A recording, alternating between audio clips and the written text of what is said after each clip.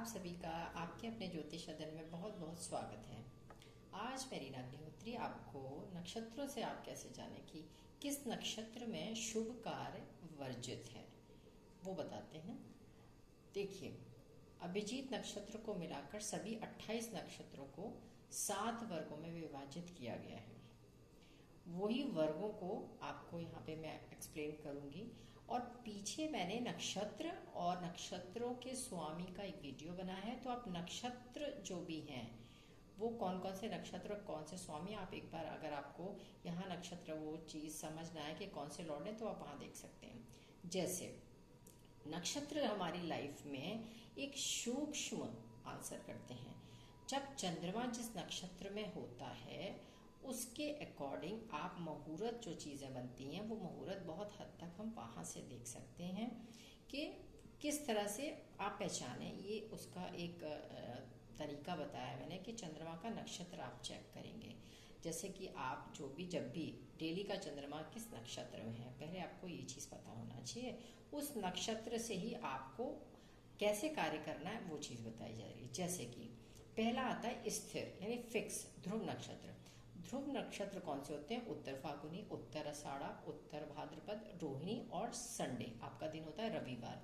इस वर्ग में रखे गए हैं और स्थिर स्वभाव के कार्य जो भी हैं वो इसमें आप कर सकते हैं। जैसे आप अपने मकान की नींव डलवा सकते हैं। अगर आपको मकान बनाना है, मकान का निर्माण शुरू कर सकते हैं इसमें। ये जो भी नक्षत्रों के नाम ऊपर बताए हैं, और या फिर संडे और उपनयन संस्कार कर सकते हैं। खेती से संबंधित कोई भी कार्य कर सकते हैं। और सबसे इम्पोर्टेंट जो नई जनरेशन को बहुत अच्छे से पता होना चाहिए कि अगर आपको जॉब ज्वाइन करनी है तो इसी में आपको शुरू करना चाहिए, क्योंकि ये फिक्स है। आप फिक्स नक्षत्र में अगर अपनी जॉब स्टार्ट करेंगे तो वो बहुत दिनों तक आप वहाँ टिके रहेंगे, उस स्थिति में आप रहेंगे, आपकी जॉब जल्दी नहीं छूटेगी। तो this is very important thing कि आप इसमें ज़रूर काम करें। ये आपका कार्य सिद्ध करने वाला है कि वो आपका परमानेंट चीज़ हो जाती है कि आप करते रहेंगे, जल्दी नहीं छूटेगी। तो ये बहुत अच्छा है। दूसरा आता है मूवेबल नक्षत्र यानी चल। जैसे कौन कौन से होते हैं? स्वाति, पुनर्वसु, श्रवण, घनिष्ठा, शतभिषा और सोमवार का दिन। सभी चर स्वभाव के कार्य इन नक्षत्रों में करना चाहिए। मतलब जैसे कि ट्रैवलिंग, अगर आपको यात्रा करनी है, क्योंकि मूवेबल नक्षत्र है, चलेंगे फिर आप ट्रैवल करेंगे, उसमें कोई प्रॉब्लम नहीं होगी। घुड़सवारी करनी है, हाथी की सवारी, कोई भी आपको ट्रैवल करनी है, जो गति करने वाली चीज़ें हैं वो इन नक्षत्रों में ही करना चाहिए, तो वो गतिशील रहेंगे। देन आपका आता है उग्र और क्रूर जो नक्षत्र होते हैं, ये अशुभ माने जाते हैं। ज़्यादातर इनको अवॉइड किया जाता है। एक दो कुछ चीज़ों को छोड़कर सब में अवॉइड करना चाहिए इन्हें। जैसे पूर्व फाल्गुनी, पूर्वाषाढ़ा, पूर्व भाद्रपद, भरणी और मंगलवार। ये नक्षत्र आक्रामक स्वभाव के होते हैं, विश्वासघात करने वाले, अग्नि से संबंधित, ये अशुभ हैं। लेकिन दवाइयों पर अगर किसी को खोज करना होता है तो वो इन नक्षत्रों में करेंगे तो उनका मेडिसिन का रिसर्च का अच्छा होता है और उसका सर्जरी के लिए बहुत अच्छा होता है। डॉक्टर्स सर्जरी करते हैं तो उनके लिए बहुत अच्छे हैं। और हथियारों का अगर क्रय विक्रय करना है उनके लिए सही है। जैसे किसी को कुछ खरीदना होता है हथियार तो वो इसमें खरीद सकते हैं। एक और चीज़ कि मेडिकल में जो सर्जरी के लिए ये उपयोग है तो उस पर्पज़ से ये अच्छा कहलाता है, सिर्फ डॉक्टर की सर्जरी के लिए। तो ये आमतौर पर बाकी जो है शुभ कार्य में वर्जित होते हैं। आप शुभ कार्य इनमें नहीं करना चाहिए, ये खासकर अवॉइड करिए हमेशा।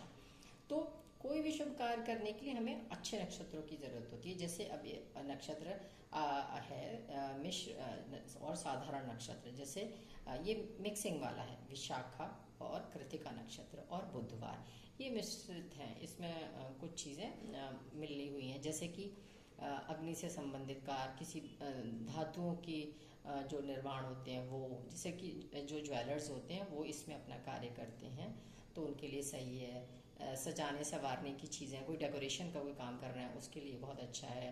मेडिसिन बनानी है उनके लिए बहुत अच्छे होते हैं। फिर आता है लघु एंड क्षिप्र। ये क्या होते हैं? ये नक्षत्र होते हैं हस्त नक्षत्र, अश्वनी, अभिजीत और गुरुवार का दिन।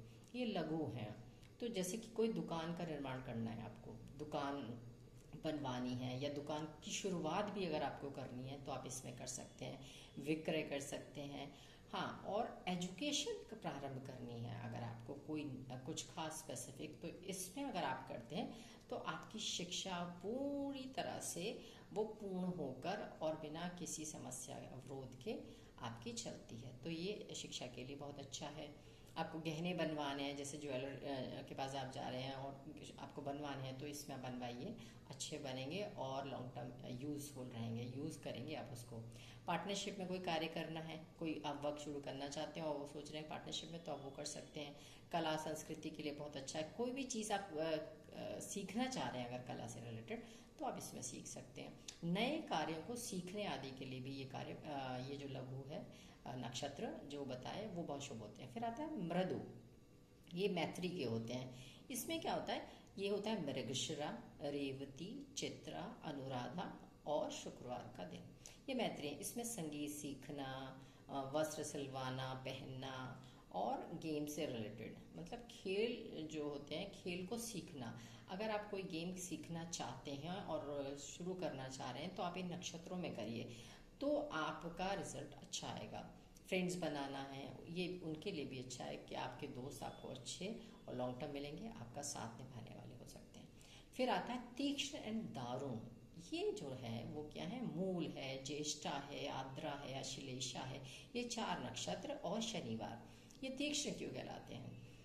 ये जो है ये अच्छे नहीं है एक नॉर्मल पर्सन के लिए, बहुत हद तक कहा जाए तो, क्योंकि ये तांत्रिक क्रियाओं के लिए होते हैं।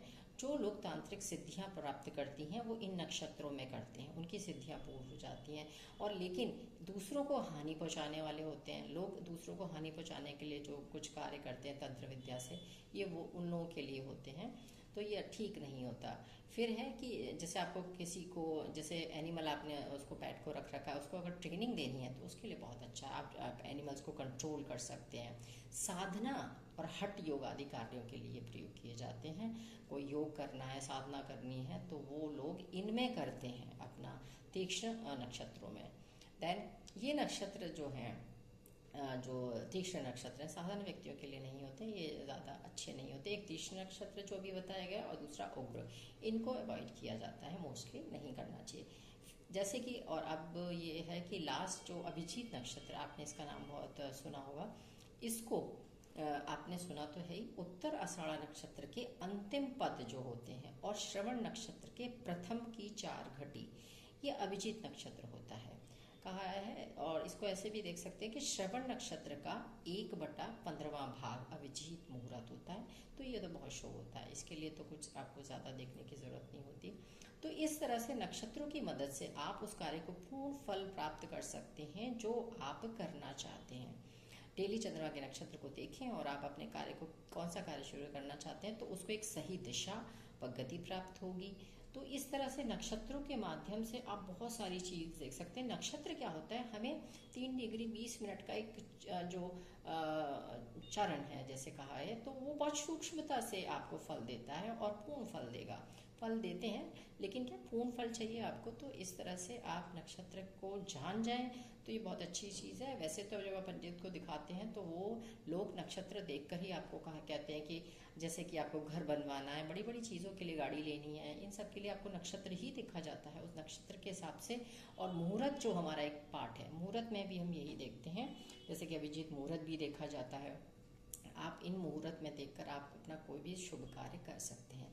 तो नक्षत्र जो है हमारी वैदिक में बहुत ही इम्पोर्टेंट पार्ट है, और हर चीज़ नक्षत्र से देखकर अगर आप करेंगे या आप जान जाते हैं तो आपको रिजल्ट पूर्ण तरह से मिलते हैं। आई होप आपको ये नक्षत्र टॉपिक अच्छा लगा हो। अगर लगा हो तो प्लीज़ लाइक एंड सब्सक्राइब कीजिए। Thank you so much.